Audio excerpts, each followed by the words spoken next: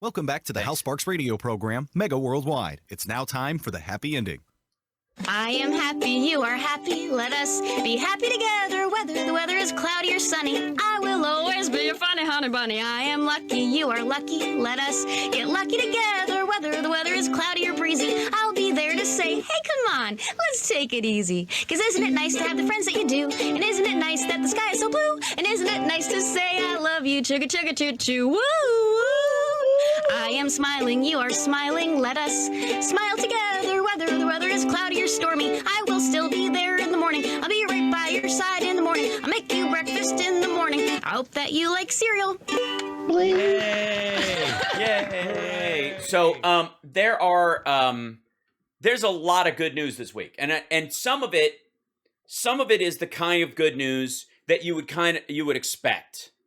Right now. The main one, I think that most people were like, this makes sense. We're kind of moving in this direction. It's nice to hear. I'm not shocked by it, but it's a good move, which is, of course, that Merck and Pfizer have both come out with two anti-COVID medicines, along with the vaccines, but a medicine you would get in the hospital to fight the disease. Once you have it, once you become symptomatic, that will keep you from dying. And hey, when you had shingles, did you take the antiviral? I did not, and I should have, but I didn't know about it at the time. I just suffered. But yeah, and I have scars from it. Not huge, not a big deal, but they're there. You can definitely tell, huh? Yeah. Yeah. This is from the news break. We waited 20 months for medicine to blunt the coronavirus, and now two have appeared. Earlier this month, the UK medicines regulator approved molnupiravir, the COVID antiviral developed by Merck, and Ridgeback Therapeutics, molnupiravir, which is fun to say, It is. among adults with mild to moderate COVID who were at risk of developing serious disease. It cut the chances of being hospitalized or dying in half.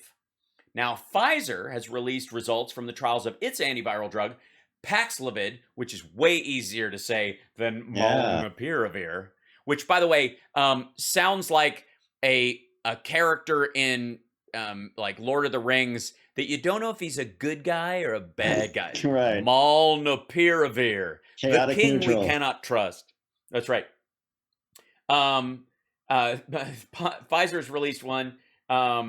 From its Paxlovid, these suggest it reduces the study suggests that it reduces the risk of hospitalization or death by 89% among the most vulnerable to COVID. And these are the people who already are tipping towards being a mess because of this. This is these are huge steps forward. More than likely, if you're in real danger, they will give you whichever one's available. And if you're not responding, they're going to give you Paxlovid in the hospital while they start giving you monoclonal antibodies and stuff like that, which is fantastic. So two of those. It mimics the building blocks of the genetic material of the virus itself and rejects it. It seems to work great. And it's the vaccines itself are 89, 90%. But what this could be is, and let's see, people are concerned, do I need a booster? Will it wear out over time? Blah, blah, blah. Will we have to get a shot every year? Was one of the big fears. Is this, and the mental control stuff that the right wing has come up with, like, this is how they're going to control us. They're going to give us a shot. And this one won't have the nanobite octopus that follows us, but the third one will. It's like the old Jim Jones, the first 3 glasses of Kool-Aid didn't have any poison. So I was like, it's fine. And then the fourth one gets you. That's their theory. Well, now the vaccines may serve at this point simply to get us through the acute period. And in future, you may just, even if you've been vaccinated, but the coverage has waned over time. If you do get it and you're in this category, you'll be, once you show symptoms and you test positive, then you'll get the medicine and you will survive because you'll have, the benefits of antibodies helping you. And then this will get you over the top and make sure that it's basically like a flu, which is a fantastic step forward. I have to, this seems like, oh yeah, good. Oh yeah, cool. Oh good, they've got a couple of pills coming out. No, this is ginormous. I have Considering symptom what we've tests. I been was through, like, oh, cool. right? It's not oh cool. It's holy hell. This is like run around, screaming, clapping kind of stuff. Just like the vaccines, if not better, because what they do is they keep your idiot fellow citizens who, while they can self-fillet, may avoid vaccines from dying, and so you can argue politics with them forevermore, because we don't believe idiocy is a capital offense around here.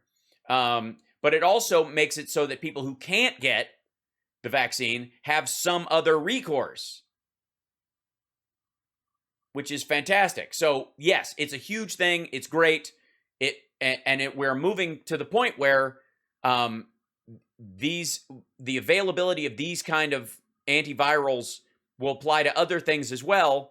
And the technology that helped create them in such a short time is the kind of thing that can expand over a lot of diseases.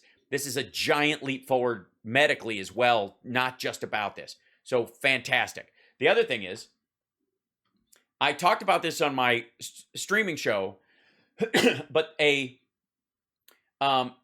new drug has been invented that they injected into the spinal cords of mice that had been intentionally paralyzed. They'd severed their spinal cord and it regrew tissue, and the mice regained the ability to walk in 4 weeks.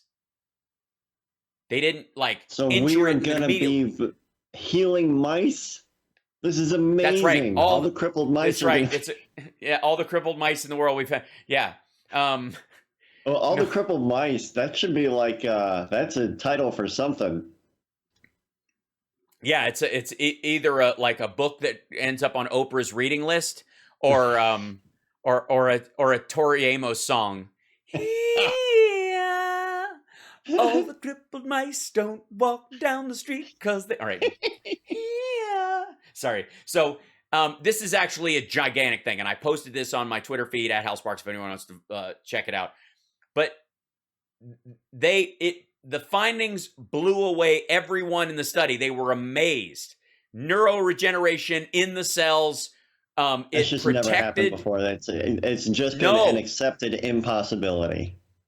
Right. And now that's over. Like, this is the giant leap forward that happened. Human trials are going to start within the year.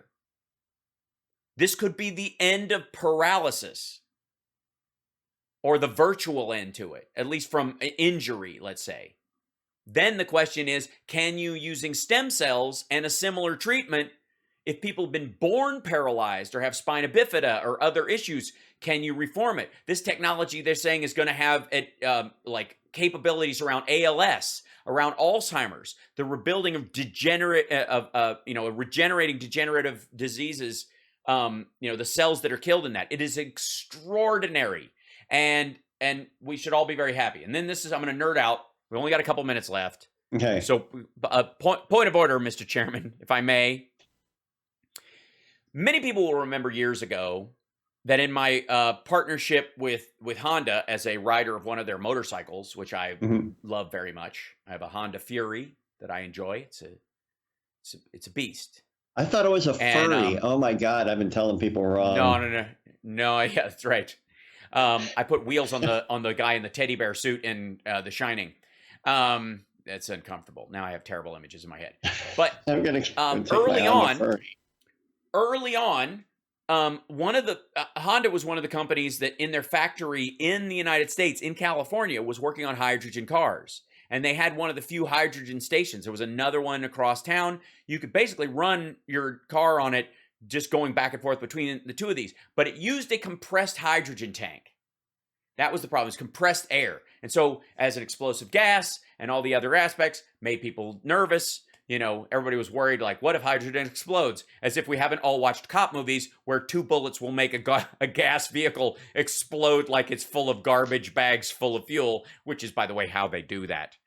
I don't want to blow it for you, but that's how they blow up a car. They fill it with literally garbage bags full of gasoline, and then they detonate it, and it plumes out. That's where the giant billow comes from. It's gorgeous. But nobody seemed to be afraid of that, but they were worried about hydrogen in gas form.